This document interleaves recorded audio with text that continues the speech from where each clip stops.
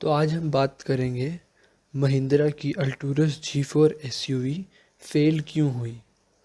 मैं सबसे पहले तो ये कहना चाहूँगा कि जो भी मैं आपको इस वीडियो में बताऊँगा ये मेरा पर्सनल ओपिनियन है। सबसे पहले बात करते हैं इसकी सेल्स फिगर की। नवंबर 2018 में लॉन्च हुई और सिर्फ 216 यूनिट्स ही बेच पाई महिंद्रा इसकी। वहीं साल 2019 में कुल 2042 यूनिट ही बिकी इस गाड़ी की, जबकि जो इसकी कॉम्पिटिटर है सेगमेंट लीडर फॉर्च्यूनर, ये मार्च 2019 में 1976 यूनिट्स बेच पाई। एक महीने में 1976 यूनिट्स बेची और उसने पूरे साल में 2042 यूनिट्स। तो अब देखते हैं इस गाड़ी में कमियां क्या क्या थी और ये गाड़ी क्यों नहीं चली। तो इस गाड़ी के कॉम्पिटिटर्स हैं segment leader Toyota Fortuner and Ford Endeavour. तो अब देखते हैं कि इस गाड़ी में कमियां क्या क्या थी। सबसे पहले तो पुअर लुक्स। एक बात ये होती है कि जब आप एक नए सेगमेंट में एंटर कर रहे हो जिसके अंदर ऑलरेडी मार्केट लीडर्स पहले से चल रहे हैं, तो आपको कुछ ऐसा करना पड़ता है कि लोग आप ही की कार आकर ख़रीदें और आपको वो स्टार्टिंग में एटलीस्ट कम प्राइस पे लॉन्च करनी पड़ती है। बट अगर आप फॉर्च्यूनर और एंडेवर से कंपेयर करो तो इसका प्राइस एज सच कुछ कम नहीं है। जो फॉर्च्यूनर और एंडेवर के कस्टमर्स हैं जो उस सेगमेंट की कार ख़रीदते हैं, उनके लिए 2-3 लाख कोई बड़ा मैटर नहीं होता है। और उस हिसाब से ना तो गाड़ी की रोड प्रेजेंस है, ना कोई बहुत ज़्यादा अच्छे लुक्स हैं। इवन जो फॉर्च्यूनर एंडेवर में आपको फुटबोर्ड देखने को मिलता है जिस पे पैर रख कर आप गाड़ी में चढ़ते हैं, वो तक महिंद्रा अल्टूरस G4 में स्टैंडर्ड नहीं है। वो आपको एज अ एसेसरी लगवाना पड़ता है।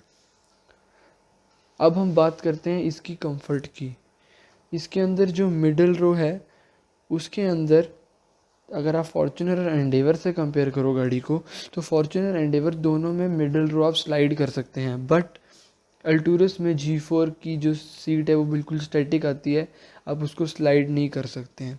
और अगर आप थर्ड रो की तरफ बढ़ो तो थर्ड रो तो सिर्फ बच्चों के लिए ही है, it is only for kids. उसके अंदर बहुत ही कम स्पेस है और हेडरूम बहुत लेस है।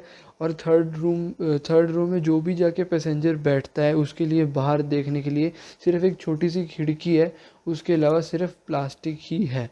अब अगर आप फीचर्स पे आ जाओ, क्योंकि जो भी बंदा 30 लाख 35 लाख ऑन रोड जो भी खर्च करेगा उसको ऑब्वियस सी बात है ना, फीचर्स तो गाड़ी में चाहिए ही होंगे। अब ना तो गाड़ी में ऑटो पार्किंग का फीचर है जो कि आपको एंडेवर में देखने को मिलता है, जिसमें गाड़ी ऑटोमेटिक पार्क हो जाती है। इवन आप ये देखो ऑटो डिमिंग मिरर जो छोटी छोटी गाड़ियों में फीचर आ रहे हैं कि जो आपका रियर व्यू मिरर है वो रात के टाइम पे ऑटो डिम हो जाएगा, वो फीचर तक नहीं है इसके अंदर। और जो इसके अंदर टच स्क्रीन है, ठीक है अच्छा है टच स्क्रीन है, वो आपको देना भी पड़ेगा इस सेगमेंट में। But as compare to the competitors ये उससे बहुत अच्छा हो सकता था। इसका जो टच रिस्पॉन्स है वो उतना अच्छा नहीं है और जो स्पीड है वो भी उतनी अच्छी नहीं है। अब अगर आप आ जाओ, देखो अगर आप एक एसयूवी ले रहे हो 30 लाख 35 लाख रुपए खर्च कर रहे हो, तो आपको ये तो चाहिए ना कि जब आप गाड़ी का एक्सेलरेटर दबाओ तो गाड़ी आपको पावर से रिस्पॉन्स करे। बट बाकी एसयूवीज़ की तरह इसके अंदर उस तरह का रिस्पॉन्स आपको नहीं मिलता है। जो आपको पंच चाहिए एक एसयूवी में वो आपको इसमें नहीं मिलता है। अब इसके अंदर मर्सिडीज़ का 7 स्पीड गियर बॉक्स तो है, बट जो उसके शिफ्ट्स हैं वो आउटडेटेड हैं। इवन अगर आप फॉर्च्यूनर से कंपेयर करो तो फॉर्च्यूनर में अगर आप ऑटोमेटिक वेरिएंट के लिए जाते हो तो कंपनी आपको पैडल शिफ्टर्स तक ऑफर करती है, जो कि एक बहुत अच्छा फीचर है। ये आपको गाड़ी में एक प्रीमियम फील देता है और चलाने का भी एक अलग ही एक्सपीरियंस होता है जिस गाड़ी में आपको पैडल शिफ्टर्स मिलते हैं। अब आ जाते हैं हम गाड़ी की हैंडलिंग और राइड क्वालिटी के ऊपर। अब दोबारा से वही बात आती है, जब आप एक महंगी गाड़ी ले रहे हो, एक एसयूवी ले रहे हो, तो आप उससे एक अच्छी हैंडलिंग एक्सपेक्ट करते हो कि जब आप गाड़ी थोड़ी तेज़ चला रहे हो, आप 100-120 की स्पीड क्रॉस कर रहे हो, तो आपके पास कॉन्फिडेंस हो। बट इसके अंदर उसका अपोजिट होता है। इसके अंदर आपको पुअर हैंडलिंग क्वालिटी मिलती है, बॉडी रोल मिलता है। जब आप टर्न्स लेते हो स्पीड पे तो आपको कॉन्फिडेंस नहीं आता गाड़ी में, आपको स्पीड स्लो करनी पड़ती है क्योंकि बॉडी रोल होता है। बम्प्स, ब्रेकर और ब्रोकन पैचेस पर ये गाड़ी शेक करती है, जो कि आप कभी भी एक एसयूवी से एक्सपेक्ट नहीं करते हो। अब आप इस पॉइंट पे आ जाओ कि ये गाड़ी 4x4 है, एक एसयूवी है, बट अल्टीमेटली आप एक 4x4 कार इसीलिए खरीदते हो ताकि आप ऑफ रोडिंग अच्छी कर पाओ।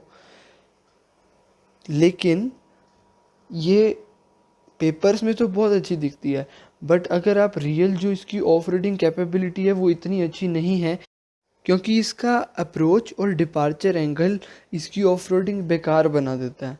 इसका अप्रोच और डिपार्चर एंगल इतना अच्छा नहीं है कि आप एक अच्छे से ऑफ रोड कर पाओ।